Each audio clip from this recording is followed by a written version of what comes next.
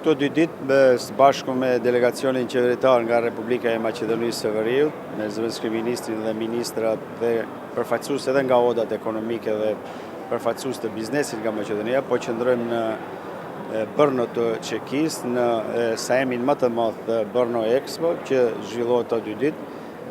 Fillimisht kemi zhvilluar disa takime me zëvendëskrye ministrin e Republikës Çeke, me çka kemi paraqitur planin e biznesit në Republikën e Maqedonisë dhe mundësitë që ofron vendi jonë për investime, për hapjen e tregjeve për kompanitë çeke. Gjithashtu kemi biseduar edhe për mundësinë e rritjes së shkëmbimeve tregtare, për mundësinë e investimeve të kompanive çeke, sidomos në fushën e bujqësisë, për shkak se Republika Çeke, kompanitë çeke kanë një përvojë shumë të avancuar në drejtim të zhvillimit të sektorit të bujqësisë. Pala Çeke ka shprehur interesimin që kompanitë çeke gjithnjë më shumë të jenë prezente në Maqedoni, me çka